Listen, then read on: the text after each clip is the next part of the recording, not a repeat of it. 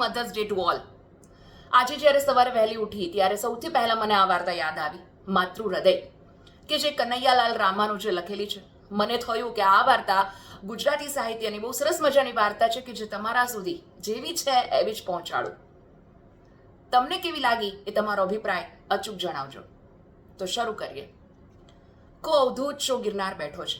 એની જટા જેમ પ્રદેશના પશ્ચિમી જંગલોને લોકોએ નામ આપ્યું છે ગીર. સદીઓ જૂના આ પ્રદેશની વસ્તી માલધારી કોમના અત્યારે 129 જેટલા નેસડા છે. હંમેશને માટે એમને કાળના મુખમાં રહેવાનું, અને છતાં પણ જાણ્યો કે અજાણ્યો ડર જોવા ના મળે.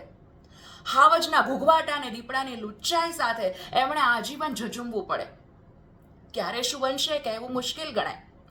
આવા બહાદુર માલધારીઓની અનેક વાતો છે. કરમના દાધિયા નામને સાત્વિક ઝૂંપડાનો નેસ આયર અને કાઠી કોમના માલધારીઓ કુટુંબની જેમ રહે. પ્રાગટ ફૂટે એટલે માલધારીઓ બેહુને ચરાવવા નીકળી પડે. સ્ત્રી વર્ગ ઘેર રહે. 500 બેહુના મેળવેલ દૂધના દહીંને વલોવવા એ નાજુક પણ મજબૂત હાથો કામે લાગી જાય.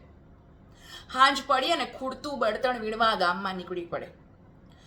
કોઈ શહેરી સ્ત્રી જેમ શોપિંગ સેન્ટરમાં ખરીદી કરવા નીકળી પડે ને એમ જ આવી આધેડ ઉંમરની એક બાઈ હાંજે કરગઠિયા વીણવા નીકળી ગયેલી. હારે ચારેક વડનું બાળક.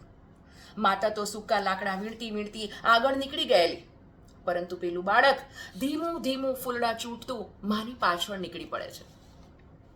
એટલામાં એની નજર સામેના ભેખડના પથ્થર પર પડી. ત્યાં કંઈક ગલુડિયા જેવું ઊં કરતું હલતું હતું. બાળકને રસ પડી ગયો. એ પાછળની બાજુથી ભેખડ ઉપર ચડી અને પહેલા માંસના લોચા જેવા નવજાત શિશુને જોવા લાગ્યું.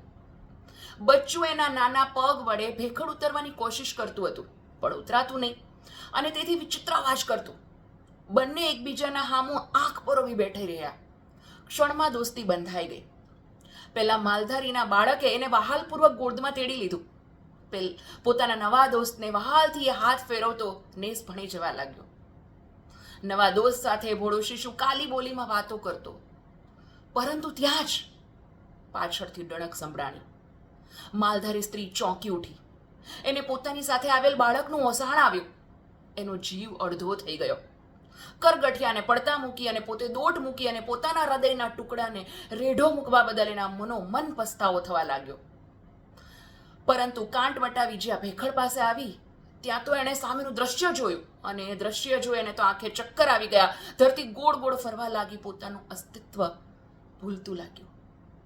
વાત એમ હતી કે ભેખડની બખોલમાં સિંહણે બચ્ચાને આગલા જ દિવસે જન્મ આપ્યો હશે, અને એટલે 2 બચ્ચા બોળમાં હતા.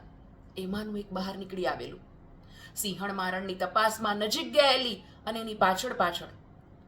પરંતુ માનવ બાળની ગંધે સિંહણ તુરંત જ પોતાની બોળમાં જે છે આવી પોતાના વહાલ સોયાના રક્ષણ માટે દોડી આવેલી. જ્યારે પોતાના શિશુને પેલો બાળક ઉઠાવી જતો જોયો એટલે એણે દૂરથી જ ત્રાળ નાખી. આ બાજુ પેલા માલધારી શિશુની માતા એના બાળકના રક્ષણ માટે દોડી હતી. વચ્ચે 2 ભૂલકા, એક પશુ દેહધારી અને એક માનવ દેહધારી. કુદરતની કેવી બલિહારી. માલધારી સ્ત્રીએ દૂર રહીએ પોતાના બાળકના બગલમાં રહેલ સિંહ બાળને છોડી દેવા બૂમ પાડી. છોડ દે બેટા, છોડી દે બેટા, છોડી દે. પણ હાથ આવેલું આ અદભુત રમકડું કેમ કરીને છોડે? માનો જીવ તાળવે ચોટ્યો. પાછળ ઘુરકાટ કરતી સિંહણ સાવ નજીક આવી ગઈ. કોણ જાણે ક્ષણમાં શું બનશે? માનવ સ્ત્રીએ પોતાના બચ્ચાને પટાવતા છેલ્લી વિનંતી કરતા જાણે કે ચીસ પાડી. છોડી મૂક બેટા, છોડી મૂક. સિંહણ પણ બાળકની ફક્ત 7 ફૂટ દૂર પાછળ ચાલી આવતી ઘુરકાટ કરતી હતી. એની આંખોમાં અજબ પરિવર્તન આવી રહ્યું હતું. માલધારી બાળકે સિંહ શિશુને પડતું મેલ્યું. દોડીને માની ગોદમાં ભરાઈ ગયું. આ બાજુ પેલું સિંહ શિશુ પણ દોડતું માની ગોદમાં ચાલ્યું ગયું. સામસામે 2 માતાઓ અને વચ્ચે તેમના 2 શિશુઓ. ઘડી બંને માતાઓએ આંખ મિલાવી. માલધારી સ્ત્રી પાછા પગે ચાલી ઘેર.